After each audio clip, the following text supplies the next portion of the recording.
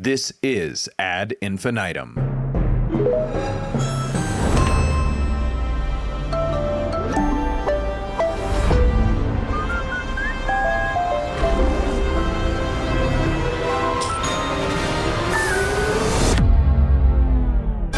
Ad Infinitum is the award-winning podcast solely focused on audio ads, the creatives who make them and/or the latest thinking that informs them, how the space is evolving, and, my favorite part, a roundup of recent audio ads with analysis by yours truly, Stu Redwine, and each episode's guest.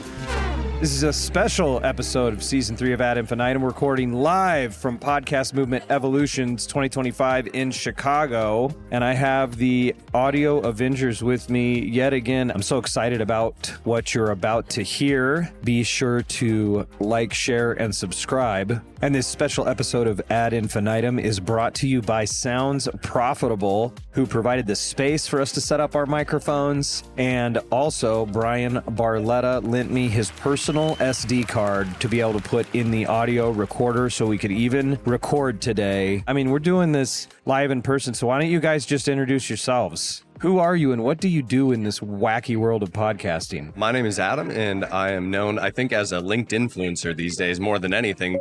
But my day job is SVP of Client Services at Adopter Media, podcast advertising agency. My name's Ariel Nissenblatt. I don't know where to put my eyes. I'm freaking out. You can look at all of us. So used to recording remotely. I write a podcast recommendation newsletter called Earbuds, and I work for a company called Pinwheel, which is a production studio that does chat shows and video things. Perfect. Thank you so much. I'm still figuring out how this board works. That's perfect for Amelia. Amelia Cooper. I'm CMO at Podscribe, and yeah, excited to be here. I also don't know where to move my eyes. We don't know how to act in public. And last but certainly not least, Paul Riesmandel, president of Signal Hill Insights. yes, we assembled the audio Avengers. I titled this episode Avenging Audio, and especially coming out of Dan Granger's keynote speech that he just gave here at Podcast Movement Evolution. What I want to talk about, and you guys will have to keep me honest on fact checking here a little bit. So like with YouTube recently launching RSS support, it's pushing video podcasts as the next big thing. I mean, really, look, it's just a question of Dan gave us a definition of what is a podcast. In brief, there was a longer definition, but it's if it works with your eyes closed, it's a podcast. And then if it has video components that are integral to the audio, it's a video podcast. Where are you guys at with video and podcasting and how it's changing the landscape? I think it's good at some level. Discoverability is really good. At the end of the day, when I'm buying media, I'm looking for influence over impressions. And if that's on YouTube, if that's on podcasts, wherever that is, we're going to buy it and we're going to find a good value point. Video doesn't seem to detract from what audio or podcasting is to me. I think that there's bad video. I think that there's bad audio too, where video-based shows try to make an audio-based podcast, and there's equal problems there as there are audio podcasts trying to make a video version of what they're doing. I think you should stick with what you're really good at, focus on building your core audience there, and if it makes sense for your show to supplement that in another form, do it. That's a great point. And Ariel, you were just in Dan's keynote. What did you think of those definitions that he offered up? I applaud the attempt to make anything definable. I think it's really, really hard nowadays to come to any sort of, conclusion that other people besides you and your organization understand. So like, I'm all about put it out there and let's see if people adopt it. I mean, Paul, you were in there as well. What did you think? I love that. I have to say that I participated in some of the conversations leading up to that with Dan, but that's exactly where I come down. I think video has been a net plus for podcasting in that it has brought in audience, it has become a gateway, but I don't think it detracts from audio podcasting. I don't think that audio podcasters are losing audience to video, but if they do video, it can be a way to grow their audience. It's not for everyone. I agree exactly with what Adam said, is that do what you're best at, right? So, and if video is not appropriate for you, I think that's actually fine, but it can be a growth engine. And really take a step back and remember, though, that audio is why people are there. We know that people, they tell us they don't watch the screen much of the time, or they have the tab open, but they're not looking at it, they're in a different tab. So with video, so we know that still audio, I think, is primary. And I think that is the most important part of that definition. And Amelia, where do you come down on it all? Yeah, I mean, I think it's great. There was a talk yesterday with her, I forget her last name, but Stephanie, she works at YouTube. And so she likes to say like eyeballs optional. And something that she brought up that I think you guys are all hinting at, which is there needs to be an intentionality behind like the YouTube side or the video side of a podcast. Again, is it going to add value? What is that value going to be? I think that because it's now like an expected default that you're going to put your audio show on YouTube, people are just sort of putting it on there and then expecting it to, be discovered and to, get this huge visibility and stuff. And I don't think that's how it works. I think like Midas Touch is a really, really great example. They obviously have a podcast version and a video version, but they really use the shit out of YouTube and like the products that they offer. So like, the YouTube shorts and their thumbnails and stuff, everything is perfectly optimized for discoverability. And I think that if you're going to be on YouTube, you have to think about how you can leverage and work alongside, another platform's algorithm rather than just expecting it to work the same way as like an Apple or a Spotify would. I'm just going to add something. No more can I, no more permission. Thank you. I think that a lot of the conversation needs to be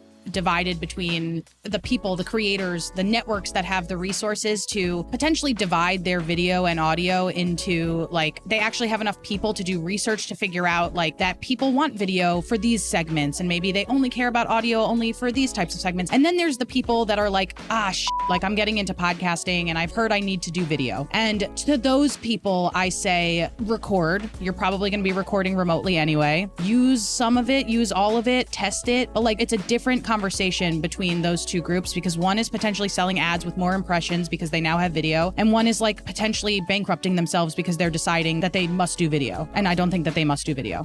That's really great. I really like that breakdown. And you still need to come back to like, why are you doing this? You ultimately have to ask your question, why am I doing this? And secondarily, who is my audience and what do they want?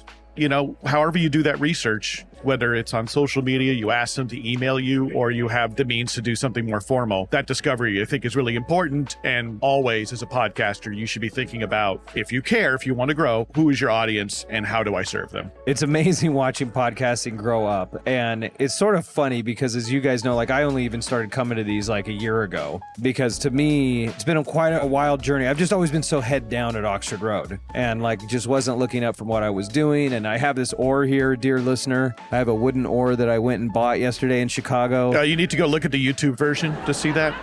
Are you going to be able to fly with that? I haven't figured this part out. Do you want to guess how much this cost at REI? 300. 250 was going to be my guess. 175. 180. Winner chicken dinner. That might be the only rating we're actually going to do. Adam gets it now. It doesn't surprise me. The LinkedIn influencer, Adam McNeil, wins once again.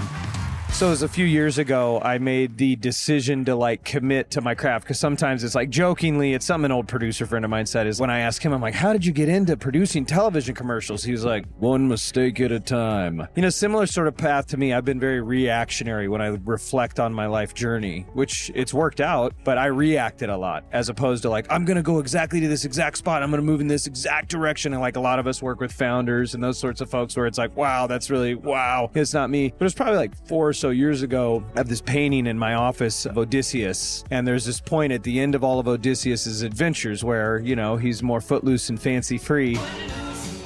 A god tells him to take an oar from his ship that he'd used on all his adventures and walk inland until they didn't recognize it, until they thought it was a winnowing fan. Wow. Which is what you use to beat grain. It's called Odysseus's winnowing oar. And there he's to marry, commit to his craft, and build his home. And that was like a decision point for me a few years ago. Like, I'm going to be excellent at this. I'm going to do this. And then I'm going to pop my head up and actually start contributing. And so that's what I started to do. You guys, I feel like, have been way more active longer. So what I wanted to do is go around the table and go, which podcast movement is this for you? How many of you come to? And what do you think? And I'll give you one last thing as like context. What is your view on it today versus that first one? Okay. And what was interesting to me is I was at the Ambies, and at the table that I was at was the Hollywood Reporter that got assigned to the Ambies, and he got assigned to it because he's from Chicago. I was like, so you've been on the podcast beat for a while? Like, he's like, no, they assigned me because I'm here. And so I was like, so this is your introduction to podcasting.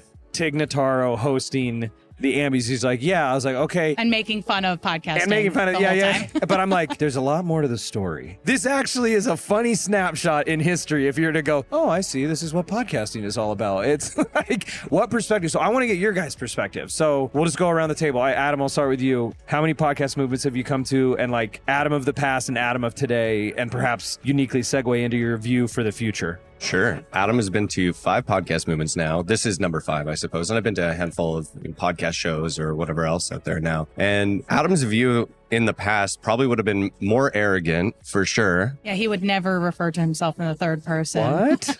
No. Well, Adam today now looks back on Adam of yesterday and realizes he probably had a lot to learn. I came out of the brand side when the industry wasn't really talking much about how to do podcast advertising. It was a gated community when I got here, and I kind of cracked open that door by just posting what I was doing on LinkedIn and on Twitter. And I probably offended some of the industry pretty early on with takes that I was seeing, because I think that creators didn't really know what brands were actually looking at that time, because nobody knew. Brands weren't speaking because, frankly, some of them are making outsized returns on what they were spending.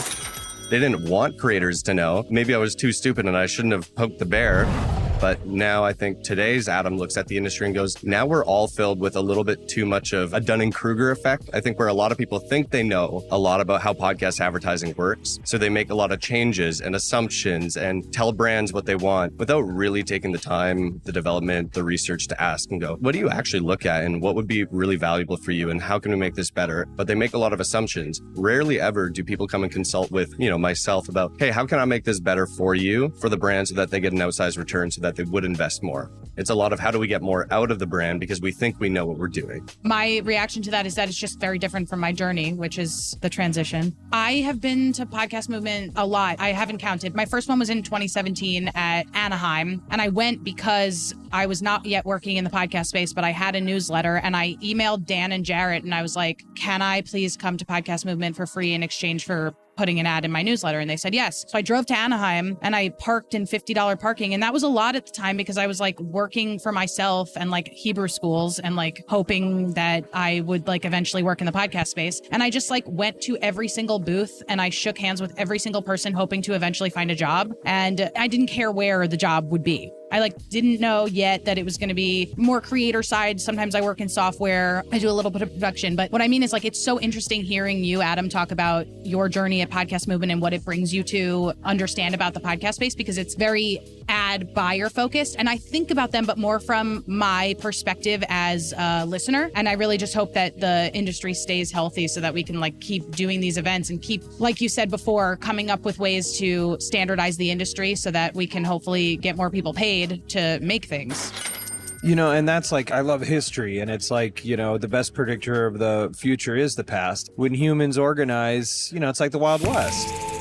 And I thought that was like, if I put a headline on, I think Dan put in words what many of us are feeling. It's like, oh, like the Wild West era is over.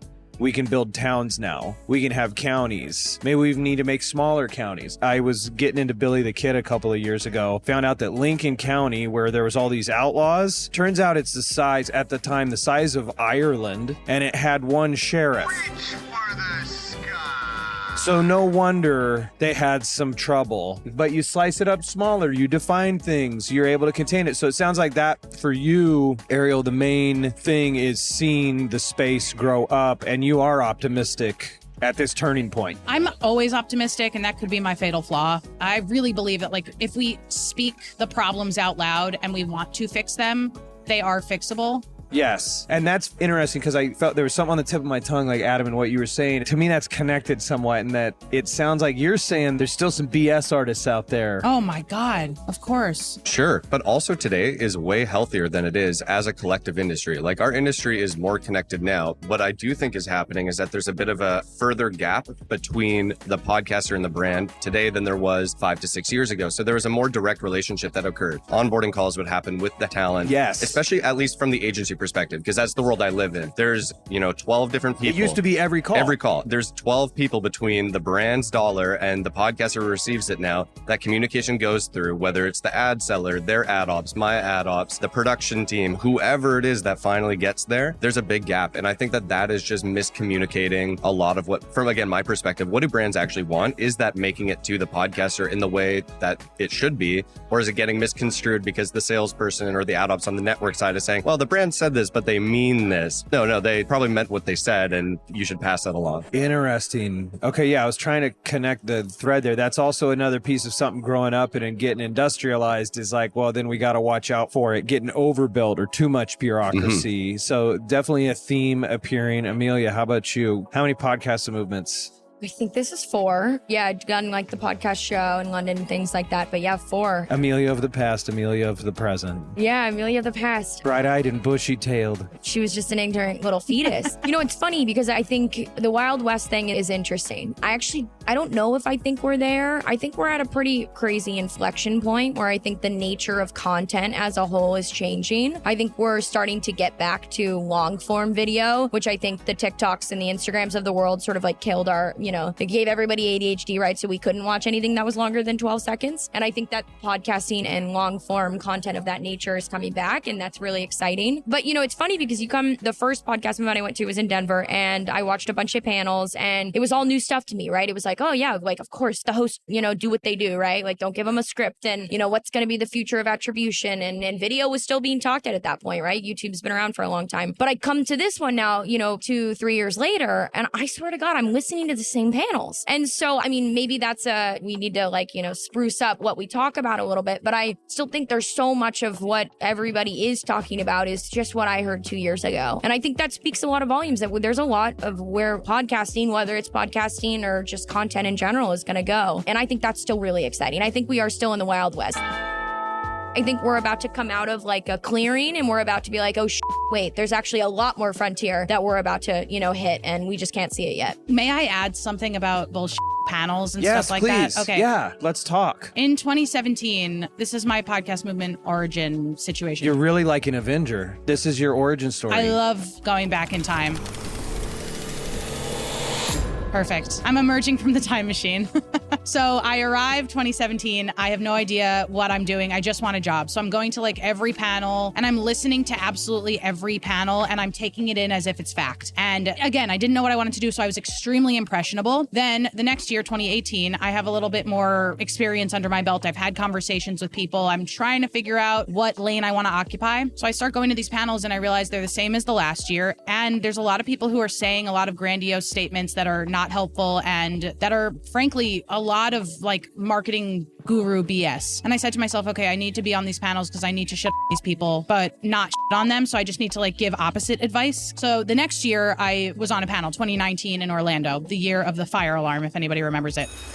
Since then, I've just noticed that a lot of the panels are very similar year after year. And this is not just true of podcast movement. This is everywhere. And it's because it's easy to submit. Ultimately, like brands and companies want their CEO or CMO to be on a panel. And it's easy to get them on a panel to talk about this broad thing that they can just get there and talk about so that they get a photo so that they can share with stakeholders that they spoke at this conference. And that's great. But I really think that like over time, we need to be at least calling out when we're not saying anything at all. So here's my theory. I think that is linked to the lack of definition and confusion. I think you're right. Yeah. Because if things were more clearly defined and understood and there was a lexicon and a unified form of measurement, then people can talk more specifically. You can't get super specific. Maybe. But I don't know if a uniform measurement, I want to learn more about what Dan was saying. Like, I think that there's that nuance in it actually brings a lot of like unique things, like, because there isn't one, right? And I think that the problem has been, and don't get me wrong, like we should have standardizations for all of these sorts of things. But I think that especially with like the curriculum and stuff, I do think it's people like you, Adam, right? You said that, like you sort of gained some,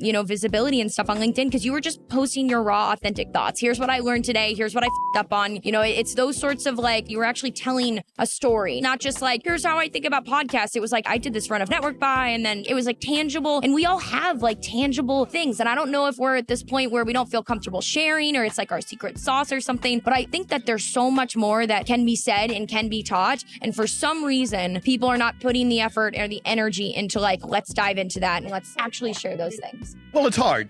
So my first podcast movement was same as yours. Yay. 2017. I've counted up as 12 since then, this being number 12. We got to go home. You're the veteran. As I emerged from the Showcase Showdown. I meant to hit this button, actually. Hang on. I don't know what this one does. This might self-destruct.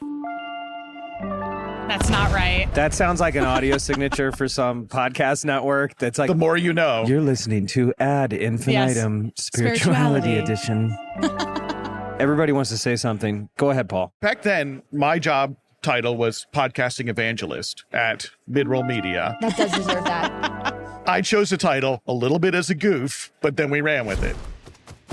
because when I started there, we were a small bootstrap, one of the first, successful ad networks in podcasting, owner of the Earwolf Network. And my job at that time was our content marketer, sales marketing. We didn't have anyone marketing the shows. We just let the shows market themselves at the time. And I saw my mission as education, right? So I wrote a blog, we had newsletters talking about how podcasting works as an advertising medium, beginning in 2014. Because we really believed as a company, and the reason they brought me on is that we had to tell everybody, we had to show the way, and we would benefit more by leading than following. And if we were giving away secrets, whatever secrets those were, that was better than having, ad buyers, agencies, brands not know what the heck this thing was. That's been my journey. That's where it comes out. We got into research because buyers, especially at large brands, said, well, okay, you're telling me all these great things about podcasting. It's intimate, and you're telling me these things you learned from your audience.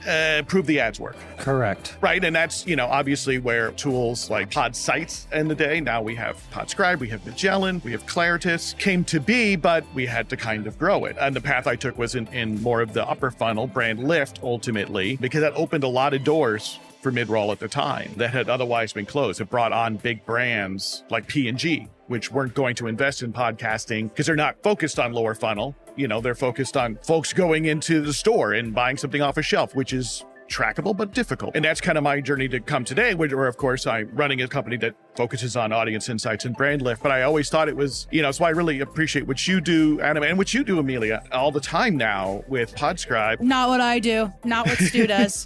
We hear you, we see you. Yeah, this is live. Yeah, we heard that. Done. Real battle. Paul, what's your outlook with that perspective? You have the longest perspective, I suppose, of all of us on podcast movement. On podcast movement, I mean, it's not surprising we have the same conversations over and over again. Prior to podcasting, I was working in online video, and I would go to the online video conferences, and they were also the same conversations over and over and over again. I think it's because of what I said. I think it's because it's like you need your CEO, CMO to be on a panel, and you don't have time to prepare them. So you're like, let's go with this broad topic. Yeah, the lazy. I don't know if it's lazy. There's a little amnesia.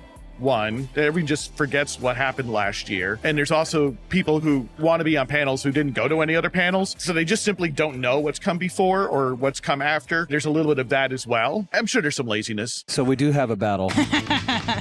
How lazy are they? I'll second you on the lazy because, and maybe that's not the right word, but it's probably just a force at work. I think it is like what you were saying, where it's like, hey, we have this person, amnesia. But what I wanted to say, and I know you're locked and loaded, I keep seeing your finger come up, Adam, but responding to you, Amelia, to everything that is being said is there is something that's so attractive about people just being raw and telling a real story about something that really happened. And I don't think that's specific to this industry or these shows where, okay, so yeah, let's think about it. It's like, okay, if we've got to get a CEO of wherever to come talk, let's talk about audience buying. And no, there's really nothing you need to prepare. They'll just ask you some questions. And it's like, okay, well, that's why that feels like that. And I bet the surgical conference that's happening on the second floor, thank you, Tig Notaro, for reminding us, is same kind of thing. They have research, though, that they're probably presenting, and it's probably net new. I don't know. Possibly. You may be giving them too much credit. What I was going to say is... I mean, you guys have done that, right? With the Chief Officers Conference, you guys brought that to the table. We did. Our medium, the bar is high for being raw and real. That's so true. You're right. That's actually a great point. And so it's kind of like, that's like what we're in all the time, so we want people to like spill it. And your LinkedIn posts actually have inspired me. Well, on my LinkedIn posts, I'd like put emojis and do this stuff like, what's the best way to get a response? And then yours are just like, it looks like he's just like writing. AI slop. It's almost even attractive the way that It's like a blog post. And then I'm like, you know what? I'm just going to write whatever I think about this. And I just go blah. And those are the ones that get the best response, which is kind of like what I'm hearing us all say is like, yeah, it's nice when you go to a panel that's like that. Yeah. When someone just lays it out. Can I offer a diagnosis and a prescription to the industry that I think would be valuable? I don't believe that man's ever been to medical school. Here's my diagnosis. If we look at podcast movement, and I'm going to be critical for like 15 seconds, and then I'm going to give an optimistic take here. I think if you go to any other industry, you're going to see the same issues at conferences. It's repeated. This is not a podcasting problem. This is an industry medium problem everywhere we go. You see it in the panels. There's less and less people that go to watch these panels because they are the same content over and over and over again. They're not drawn to anything because we're not saying anything that's draw worthy right now. And so we do need to step up that game. And where people see that, they do go. There are panels that get far more attention than others because they know that some of the people that will be on those panels will say something that sounds different to the rest of everything that they're hearing. And sometimes being different is good, sometimes being different is bad, but at some level, we do need to change things up and offer a take that maybe transforms the way people think. Here's how I think we do that. Right now in our industry, I think we've lost sight on who the most important stakeholders are. And it's not the industry. It's the audience, it's the podcasters, and it's the people that are putting the money onto those things to support their work and creative. Everyone else, for the most part, that sits here at these tables, that goes out for dinners, we are all benefactors of this medium. We are the middlemen who get to take a little bit of that cut in that exchange that happens between those parties. But those are the most important parties. And if we come to the table, we come to these panels as defendants of those stakeholders and say, we need to protect the audience in the best way possible and make sure that they are delighted in every aspect of what they're receiving. That means better ads. That means, whatever it is for them. Signal Hill Research does a lot on researching how do we make sure that this is a good thing for the listener? And similarly, how do we make sure this is great for the podcaster? And then lastly, and I don't know what's the most important stakeholder here, but the brands are a very equal part of this equation because without their revenue, without their dollars coming onto these shows, they can't keep producing. We don't have the ability to afford unless, maybe you come from good money, but I can't produce a podcast for nothing for the rest of my life. Capitalism. It's important. And so if we prioritize those voices, we sacrifice our own personal gain of putting whoever on a panel to make us look good in the middle and prioritize how do we make the brand look great, the podcaster extremely satisfied, and the audience overwhelmingly enjoying of the content that they're getting, we'll have no problems. Hear, hear. I think what's interesting is the audience, the people who are listening to this show right now, that I think what you said is going to be very helpful for them. But my audience knows all of that.